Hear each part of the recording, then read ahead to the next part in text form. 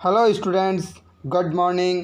Welcome to JI online classes. Students, आज 25 जुलाई 2020 को हम कुछ मोस्ट करंट अफेयर्स के सवाल फिर लेके आए हैं जो प्रत्येक एग्ज़ाम के लिए बहुत इम्पोर्टेंट होते हैं। स्टूडेंट्स, तो आज हम चलते हैं पहले सवाल पे। स्टूडेंट्स, पहले मैं एक बात कह देता हूँ कि जो इस चैनल पे नए व्यूवर्स हैं वो एक बार चैनल को सब्सक्राइब कर लें, जिससे कि आपको हर डेली करंट अफेयर्स के सवाल सबसे पहले प्राप्त हों और वह भी उनके इफ़ेक्ट के साथ।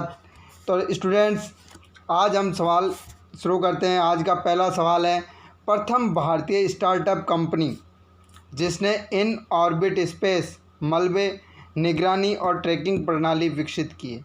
जो ऑर्बिट के अंदर मलबा इकट्ठा होता है, जो कचरा है, उसकी निगरानी और ट्रैकिंग प्रणाली जो की है, वो भारतीय स्टार्टअप पहली कंपनी कौन सी है, कौन सी विकसित की है, कौन सी वो प्रणाली है जिसको विकसित किया है। तो ए ऑप्शन है सरल, बी उदय, सी दिंगत्रा और डी अंतरिक्ष। तो स्टूडेंट्स, क्या होगा इसका आंसर?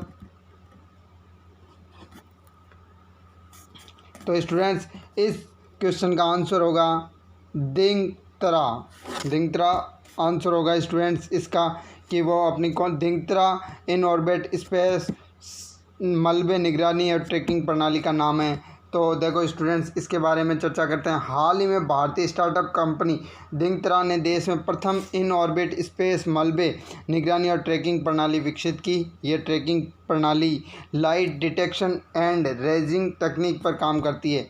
इस प्रणाली के तहत एक नैनो उपग्रह अंतरिक्ष में प्रक्षेपित कर अंतरिक्ष मलबे को ट्रैक और मैप किया जाएगा। हमें ध्यान देना चाहिए, ये स्टार्टअप देश का प्रथम अंतरिक्ष निगरानी स्टार्ट है। स्टूडेंट्स, इसी के साथ सेकंड क्वेश्चन पे चलते हैं।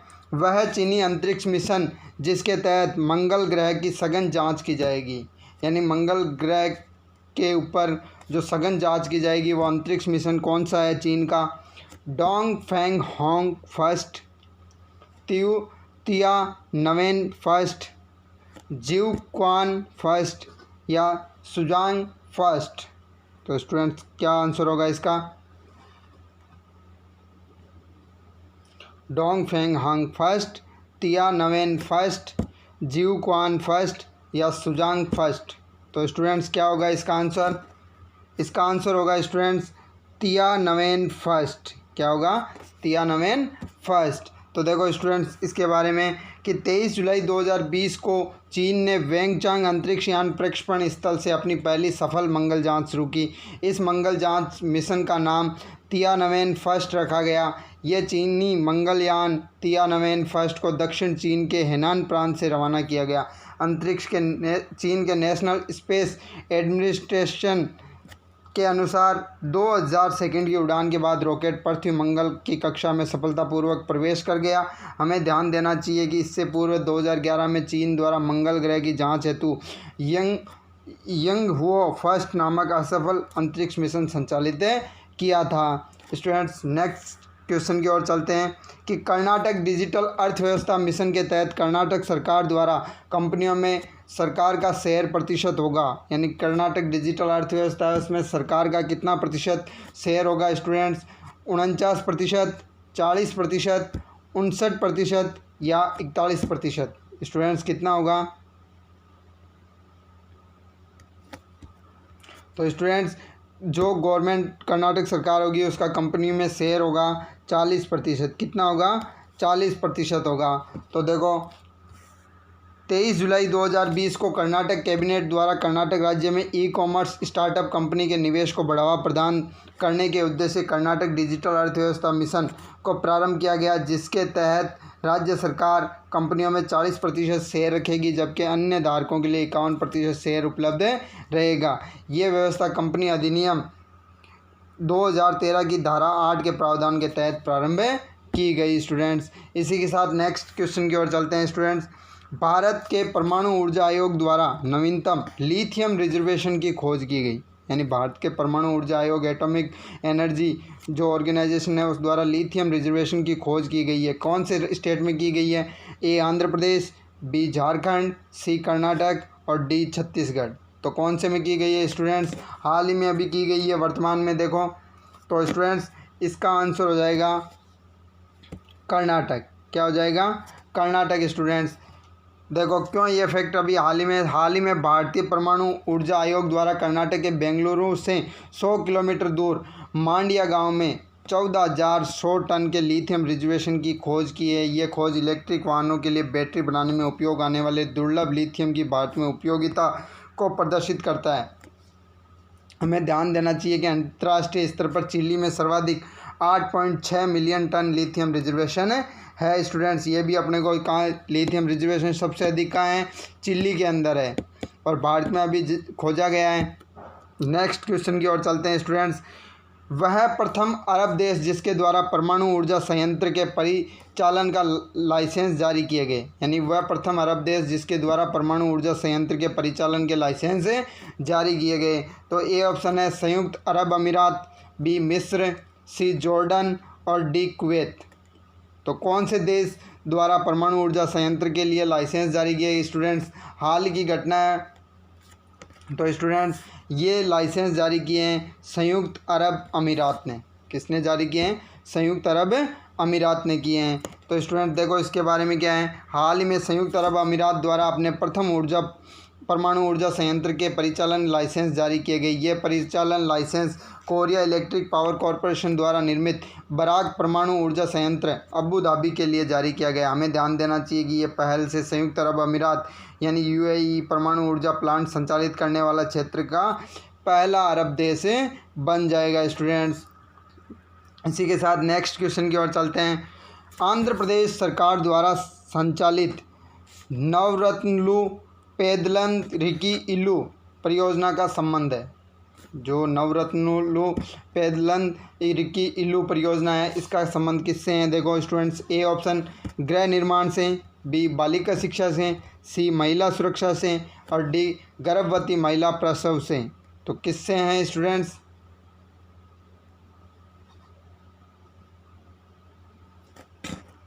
तो स्टूडेंट्स इस योजना का संबंध है गृह निर्माण से। किससे संबंध है? गृह निर्माण से। स्टूडेंट्स देखो नवरत्नलू आंध्र प्रदेश सरकार की एक प्रमुख योजना है। इस योजना के तहत आंध्र प्रदेश सरकार द्वारा नवरत्नलू पेदलंरिकी इल्लू परियोजना का संचालन किया जा रहा है, जिसे सभी गरीबों के लिए मकान के उपनाम से भी जाना जाता है। इस परियोजना के तहत गरीबों को ₹1 में मकान का आवंटन राज्य सरकार द्वारा किया जाता है। स्टूडेंट्स बहुत मोस्ट इम्पोर्टेंट सवाल है। नेक्स्ट सवाल की ओर चलते हैं। वर्तमान समय में भारतीय चिकित्सा अनुसंधान परिषद के अनुसार देश में कोविड-19 वायरस की कितनी प्रजातियां प्रचलन में हैं? तो स्टूडेंट भारत के अंदर अभी जो महामारी चल रही है कोविड-19 उसकी कितनी प्रजातियां प्रचलन में हैं भारतीय चिकित्सा अनुसंधान परिषद के अनुसार? 3, 4, 6 या 7? कितनी है स्टूडेंट्स? 3, 4, 6 या 7? तो स्टूडेंट्स भारत में कितनी प्रजातियां हैं? तो कोविड-19 की 3 प्रजातियां प्रचलन में है भारत में। देखो कौन कौन सी है। अपने 1 अप्रैल 2020 को भारतीय चिकित्सा अनुसंधान परिषद द्वारा देश में कोविड-19 वायरस की 3 अर्ध उप प्रजातियों के प्रचलन के संबंध में जानकारी प्रकाशित की। भारतीय चिकित्सा अनुसंधान परिषद पुष्टि करता है कि भारत में वायरस देश के बाहरी और जैविक कारकों और देश में रहने वाले लोगों के कारण अपना भिन्न रूप ले चुका है। स्टूडेंट्स नेक्स्ट क्वेश्चन है। अंतर्राष्ट्रीय वित्तीय निकाय इंटरनेशनल जो फाइनेंशियल ऑर्गेनाइजेशन है के जिसके द्वारा भारत को कोविड-19 आपातकालीन प्रतिक्रिया परियोजना के लिए पेशकश की गई, यानी वह कौन सा अंतर्राष्ट्रीय निकाय है जिसके द्वारा कोविड-19 इमरजेंसी जो अपनी प्रोजेक्ट है उसके लिए पेश की गई के वित्तीय सहायता के लिए? तो देखो एशियाई विकास बैंक द्वारा, ब्रिक्स बैंक द्वारा, यूरोपियन विकास बैंक द्वारा या विश्व बैंक द्वारा? तो स्टूडेंट किसके द्वारा की गई है? तो स्टूडेंट भारत को ये पेशकश की गई है विश्व बैंक द्वारा। बहुत ही मोस्ट इम्पोर्टेंट सवाल है, परीक्षा की दृष्टि से ध्यान रखना। तो देखो किस बार 1 अप्रैल 2020 को विश्व बैंक ने भारत को कोविड-19 आपातकालीन प्रतिक्रिया परियोजना के लिए $1 बिलियन की पेशकश की। इस परियोजना के तहत राष्ट्रीय स्तर पर देश की सार्वजनिक सेवाओं को और अधिक बेहतर बनाया जाएगा। प्रथम चरण में इस परियोजना को अग्रिम 4 वर्ष के लिए संचालित किया जाएगा। स्टूडेंट्स इसी के साथ नेक्स्ट क्वेश्चन देखते हैं। विश्व ऑटिज्म जागरूकता दिवस कब मनाया जाता है? विश्व ऑटिज्म जागरूकता दिवस कब मनाया जाता है? 1 अप्रैल, 2 अप्रैल, 3 अप्रैल या 4 अप्रैल? कब मनाया जाता है स्टूडेंट विश्व ऑटिज्म जागरूकता दिवस? तो स्टूडेंट्स ये मनाया जाता है 2 अप्रैल को। कब मनाया जाता है? 2 अप्रैल को। देखो इस दिन क्या होता है ऑटिज्म दिवस के दिन? विश्व ऑटिज्म जागरूकता दिवस प्रतिवर्ष 2 अप्रैल को संयुक्त राष्ट्र द्वारा मनाया जाता है। इसका उद्देश्य ऑटिज्म से पीड़ित लोगों को सशक्त बनाना है। संयुक्त राष्ट्र महासभा ने 2007 में विश्व ऑटिज्म दिवस मनाने का ऐलान किया था। ऑटिज्म एक मस्तिष्क संबंधी बीमारी है जिसमें व्यक्ति स्वयं के ख्यालों में खोया रहता है। इसके पीड़ित को मिर्गी के दौरे भी पड़ते हैं। इसके पीड़ित का विकास असामान्य होता है और न्यूरो सिस्टम पर भी बुरा प्रभाव पड़ता है स्टूडेंट्स। तो इसको कब मनाया जाता है? 2 अप्रैल को। इसी के साथ अगला सवाल देखो, वह राज्य उच्च न्यायालय जहाँ देश का प्रथम आभासी न्यायालय यानी वर्चुअल कोर्ट स्थापित किया गया है, कहाँ किया है? वह राज्य उच्च न्यायालय जहाँ देश का प्रथम वर्चुअल कोर्ट यानी आभासी न्यायालय स्थापित किया गया है। ए दिल्ली उच्च न्यायालय, बी राजस्थान उच्च न्यायालय, सी पंजाब और हरियाणा उच्च न्यायालय और डी गुजरात उच्च न्यायालय। तो स्टूडेंट्स कहाँ किया गया है?